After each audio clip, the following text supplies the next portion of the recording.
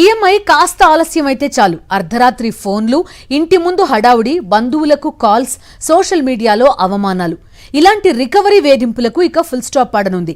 బ్యాంకులు, రికవరీ ఏజెంట్లు ఎలా ప్రవర్తించాలో ఆర్బీఐ కఠిన నిబంధనలు తీసుకొచ్చింది. బాకీలు వసూలు చేయొచ్చు, కానీ గౌరవం, గోప్యతకు భంగం కలిగించకూడదని స్పష్టం చేసింది. 2027 జనవరి 1 నుంచి అమల్లోకి రానున్న ఈ నిబంధనలు రుణగ్రహీతలకు రక్షణ కల్పించనున్నాయి. బ్యాంకుల రుణాలు తిరిగి వసూలు చేయడంలో జరుగుతున్న దౌర్జన్యాలకు చెక్ పెట్టేందుకు రిజర్వ్ బ్యాంక్ ఆఫ్ ఇండియా కీలక నిర్ణయం తీసుకుంది. ఇకపై రికవరీ అంటే బెదిరింపులు, అవమానాలు, ఒత్తిళ్లు కాదని స్పష్టం చేసింది.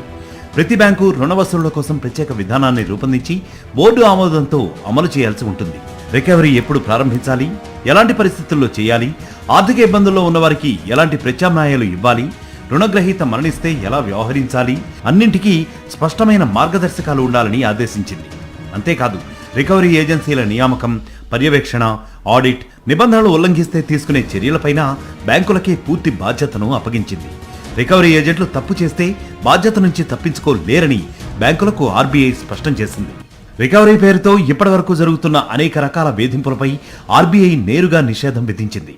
రుణగ్రహీతలను బెదిరించడం, దుర్భాషలాడటం, సోషల్ మీడియాలో వారి ఫోటోలు, వీడియోలు లేదా వ్యక్తిగత వివరాలు పోస్టు చేయడం, కుటుంబ సభ్యులు, బంధువులు, స్నేహితులు లేదా సహోద్యోగులను వేధించడం, అజ్ఞాత నెంబర్ల నుంచి బెదిరింపు కాల్స్ చేయడం, ఇంటి వద్ద లేదా ఆఫీసు వద్ద పరువు తీసేలా వ్యవహరించడం, ఆస్తులను ధ్వంసం చేస్తామని బెదిరించడం, తప్పుడు సమాచారం చెప్పడం, ఇవన్నీ పూర్తిగా నిషేధిత చర్యలుగా ప్రకటించింది.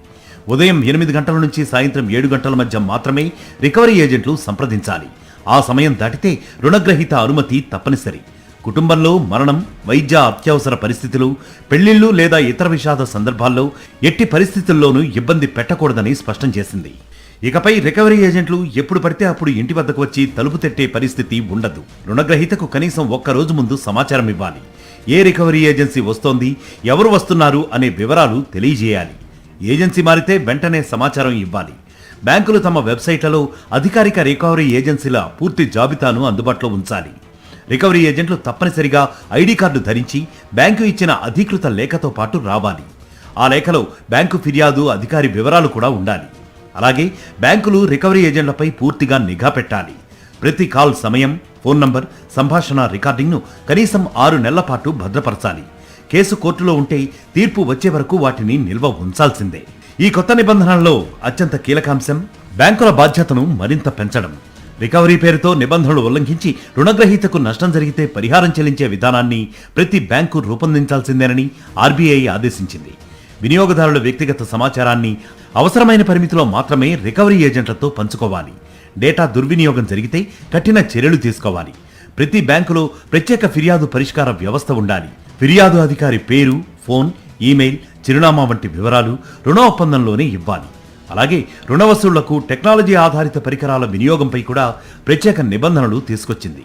2027 జనవరి 1 నుంచి అమల్లోకి వచ్చే ఈ మార్గదర్శకాలతో రుణగ్రహీతల గౌరవం, గోప్యత, హక్కులకు మరింత రక్షణ లభించనుందని ఆర్బీఐ స్పష్టం చేసింది.